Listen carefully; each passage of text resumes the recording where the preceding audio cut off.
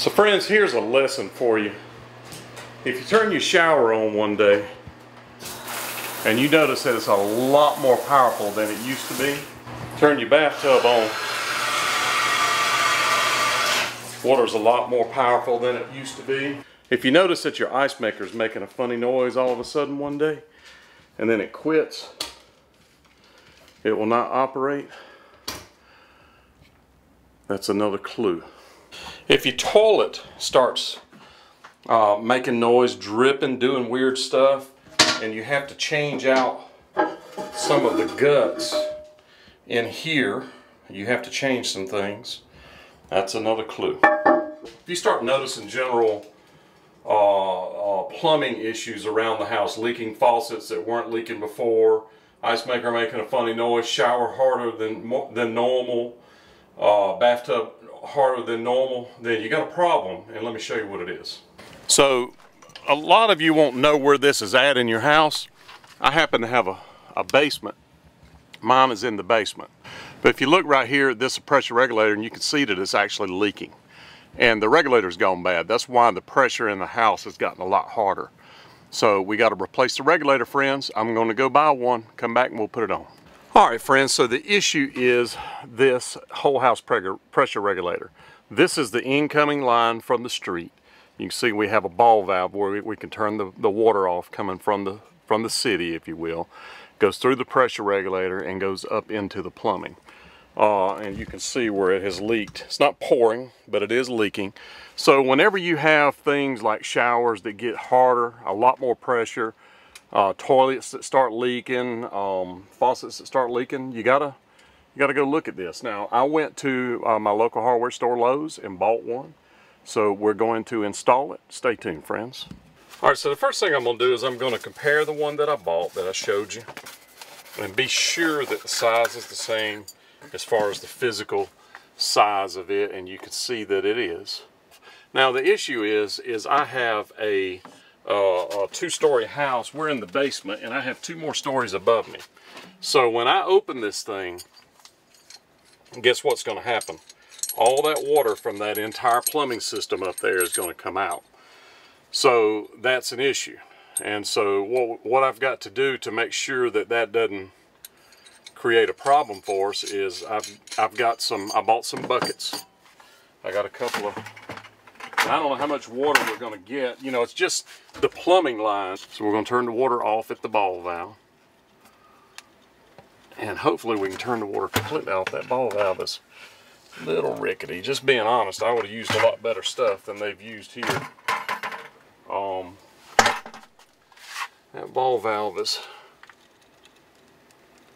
not wanting to close, which is an indicator that they got some, there it goes. May have got some plumbing glue in it or something like that. And you can take a pair of pliers or something and just work it, but don't break it. Because if I broke that, I got real problems. So what I'm hoping is when I break this fitting loose, what's this thing right here is just in the way. When I break this fitting loose right here, that I don't feel water pressure coming from here. I just hear the water coming from up top. So that's the hope. Now, if that's the reality or not, who knows? I think that ball valve's closed, but it's not completely closed, but maybe it's closed enough not to create an issue. And the other thing is I don't have anything upstairs on as far as a faucet open or anything like that. So because I don't have any of those things open, the water's not gonna flow real fast. It's gonna have a little bit of a back suction on it, if you will. And so once I get the water going here, I can go open a faucet and make it really flow. So how much water does the system hold in these pipes from here all the way to the second floor? Stay tuned, friends, we're going to find out. I don't think there's any water pressure here. I think it's all coming from up top. Hey, open a, like the kitchen faucet. Just turn it on like you're trying to turn the water on. Hurry. I did. Okay. So what that's going to do, friends, is breaks the suction, if you will, the back suction. So it should make the water flow on out. It's coming a little faster. All right, just leave that on. Leave it on. Yep. Okay. All right, bye. Looks like that's about it. I hope so. So look at there, friends. And there's a gasket right here. You see that gasket? So that's not a lot of water. That's not even a gallon. You see that? Not a lot of water, but it's critical that you catch it. You don't want to flood the place. This thing is actually threaded on the inside. So this is going to thread on this side. And then this other part will thread up into the pipe right there. So I'm going to take this back off. So you see this is threaded on the inside on both sides. They both have like a beveled fitting, so this would not fit this fitting anyway. It's two different styles. So that's no good. Okay, so I'm going to hold up here with my channel locks.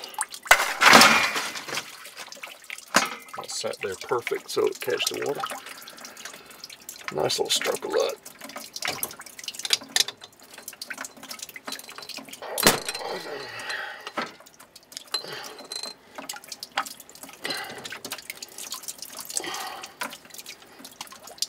So that water's going to keep on coming for a while. But at least the ball valve did turn off.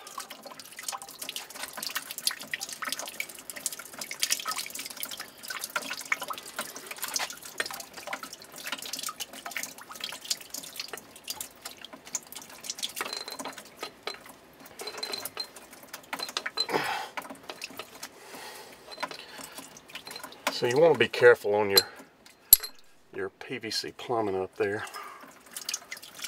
And what I mean is it's somewhat flexible, but don't just snatch it around. Gotta go easy somewhat.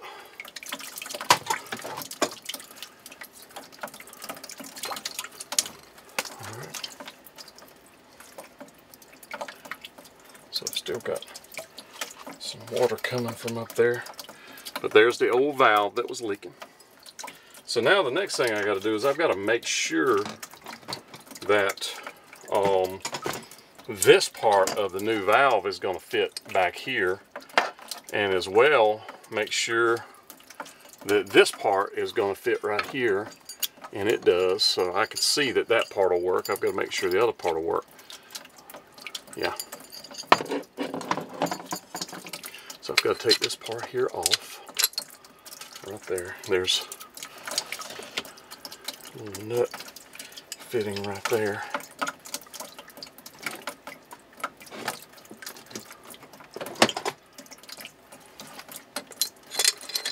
And this stuff should be easy to turn off.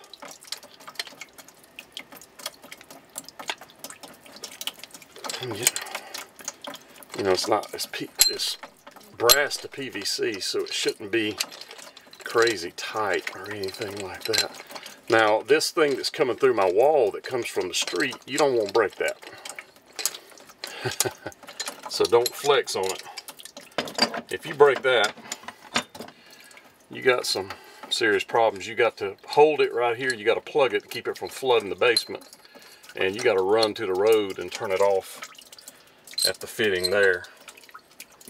The other thing you got to do is you got to get pipe tape on this thing, which is not easy to do. I put pipe tape all the time on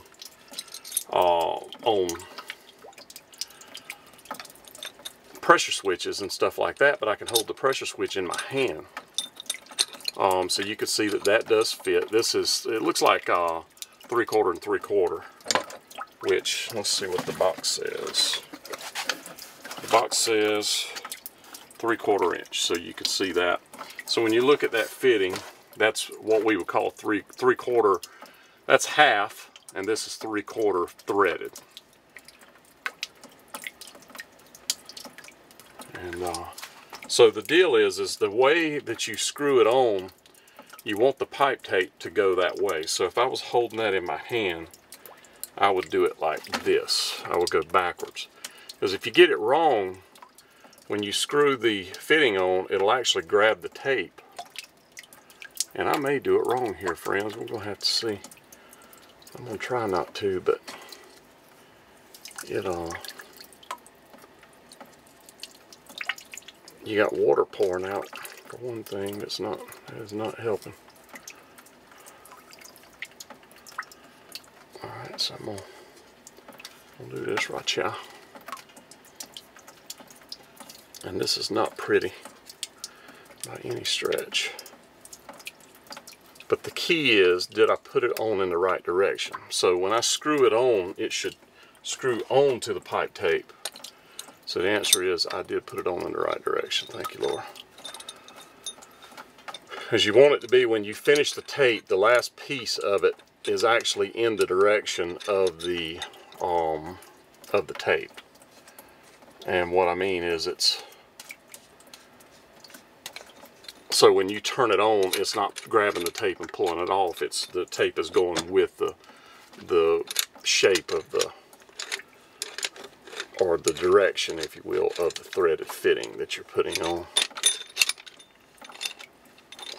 Well, it's irritating that that top up there is just leaking like that, but there's a lot of water up there.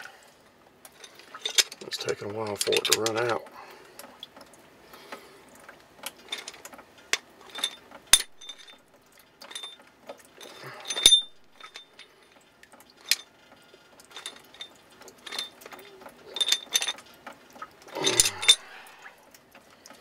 Alright, so now I've got to get pipe tape on this in the right direction.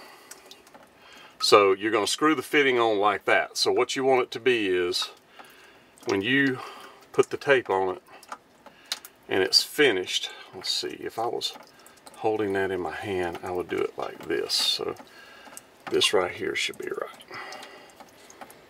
I'll start at the beginning, and first you got to get one good wrap to hold it, and then you can keep on wrapping around. So actually that's backwards, so I'm gonna go the other way.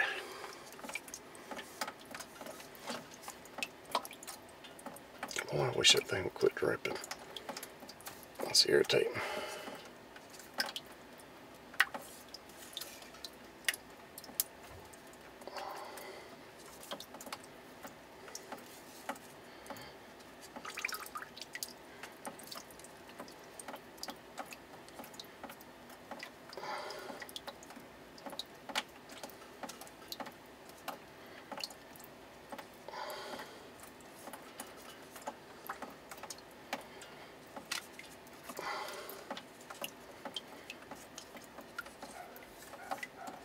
Okay, so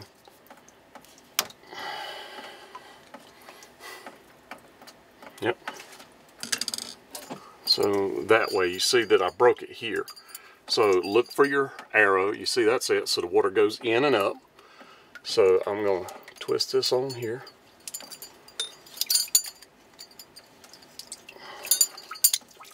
I'm going to thread it on.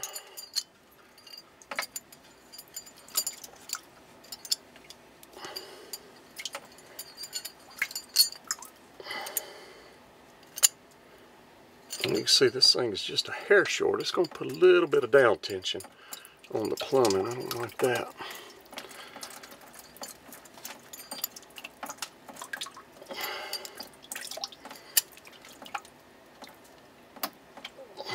See, it's about a ½ inch difference between the two.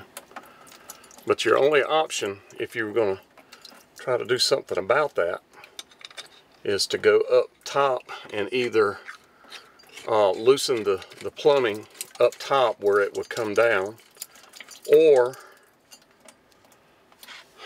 you, and in my case I have a piece of 3-inch pipe up there that's in the way.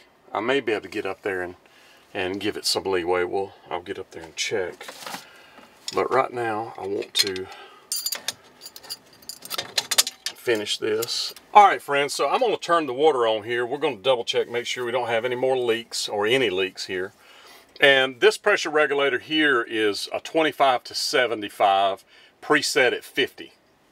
You can turn it up some, but you got to be real careful. The reason that you want to be real funny about a pressure regulator is you had an issue like this at your house in the shower, or any of your stuff starts getting more powerful. What ends up happening is it'll blow the plumbing out on the house. It'll actually bust stuff and flood your house, which is, you know, nobody wants that.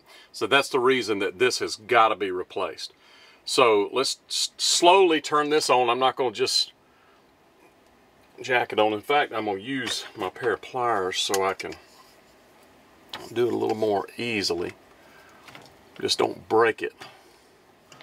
Slowly but surely. Because if we got a leak right here, we got to be able to turn it right back off. And so that's going to fill the whole house up. And that's full pressure and no leaks. So we're going to, now I'm going to call Lori and have her turn the sink on. She's actually cooking, so she's right there by it. Hello. Hey, turn the water on in the sink. Let's get the air out. Okay. Hold on. Because when you first do this, friends, it's going to put air up in the system. So you can hear it, the movement. She's going to get a lot of air out and that kind of stuff. Is it working okay? Uh-huh. Okay. All right. Very good. All right. Thank you. So there you are, friends. A completed pressure regulator. There is the old one right there. And there is the new one right there. Done deal. And not just hot tubs, friends. Pressure regulators too. And I'm going to change the faucet in the sink. If I can do it, you can do it. So friends, now the shower is not going to be as hard. It's going to be back like it was, but it won't blow the plumbing out on the house. And that's very important.